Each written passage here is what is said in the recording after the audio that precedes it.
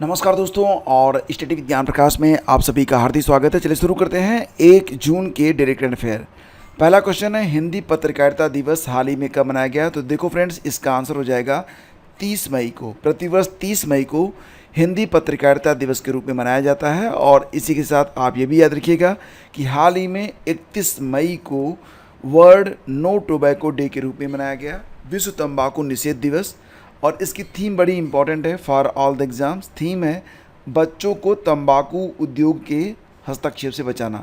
तो यहाँ पर 2 प्रश्न एक साथ हमने पढ़ लिए हैं। आगे बढ़ते हैं। किस देश के नागरिक हरप्रीत सिंह चीमा और नवनीत कौर चीमा माउंट एवरेस्ट पर पहुँचने वाले पहले सिख दंपति बन गए हैं? तो फ्रेंड्स, हरप्रीत सिंह चीमा और नवनीत कौर चीमा ये रहने वाले हैं अमेरिका के। विकल्प सी आपका बिल्कुल करेक्ट है। अगला क्वेश्चन है, हाल ही में किस देश ने मलेरिया से लड़ने के लिए आनुवंशिक रूप से संशोधित मच्छर छोड़े हैं? तो फ्रेंड्स, ये जो मच्छर हैं इनको जीएम मच्छर या फिर इंजीनियर मच्छर के नाम से भी जाना जा रहा है। और ये मच्छर छोड़े गए हैं जिबूती में।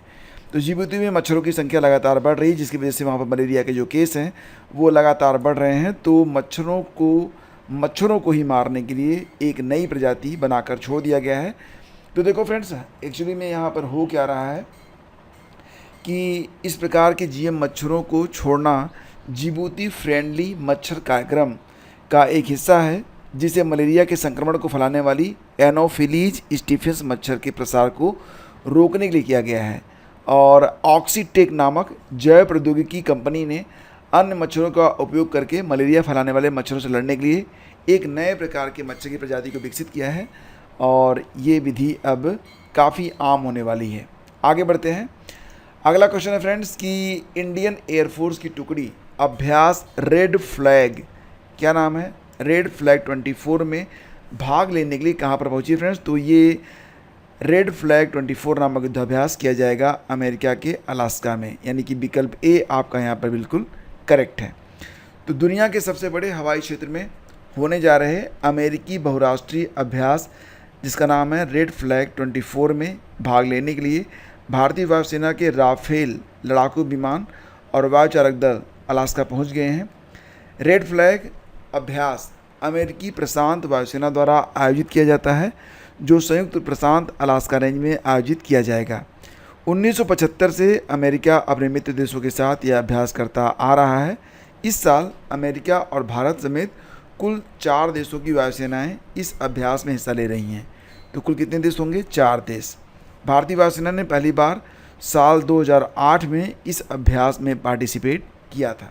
अगला क्वेश्चन है, हाल ही में किस आईआईटी के शोधकर्ताओं ने घोषणा की है कि शहरीकरण से भारतीय शहरों में रात के समय गर्मी बढ़ती है?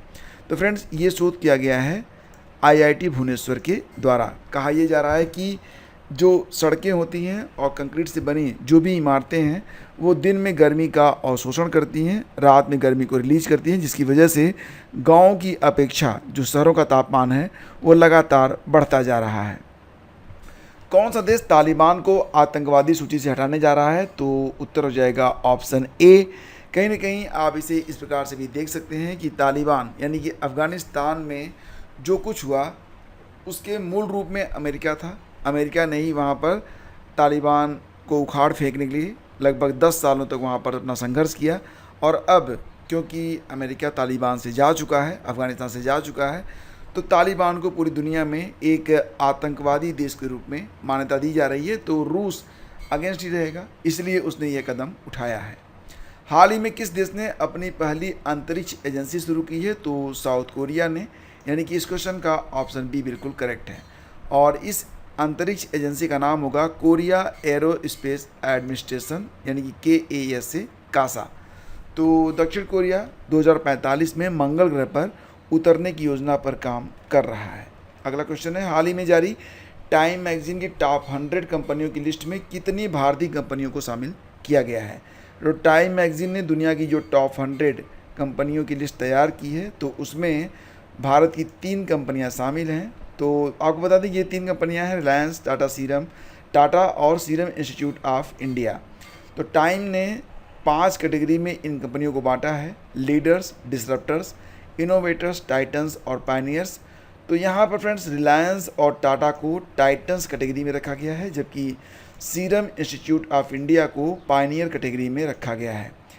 इंडिया जगरनाथ की जगरनाट यहाँ होना चाहिए था, इंडिया जगरनाट की उपाधि दी गई है किसको? रिलायंस को। किसके द्वारा? टाइम्स के द्वारा। कौन सा हाई कोर्ट मासिक धर्म अवकाश नीति शुरू करने वाला भारत का पहला हाई कोर्ट बन गया है? तो ये सिक्किम हाई कोर्ट है, और इस योजना के अंतर्गत जो महिला कर्मचारी होंगी उनको मासिक धर्म के लिए 2 से 3 दिनों का अवकाश प्रदान किया जाएगा। हाल ही में भारतीय राष्ट्रीय अभिलेखागार द्वारा किस देश में प्रवासी अभिलेखों का पहला विदेशी डिजिटलीकरण किया गया है? तो फ्रेंड्स इसका सही जवाब है ऑप्शन बी, यानी कि ओमान। और अब आपके लिए एक बोनस क्वेश्चन है। महिला एक दिवसीय क्रिकेट में सबसे तेज 100 विकेट लेने वाली सोफी एक्लेस्टोन का संबंध किस देश से है? तो फ्रेंड्स ये जो सोफी एक्लेस्टोन है ये कहाँ की रहने वाली है?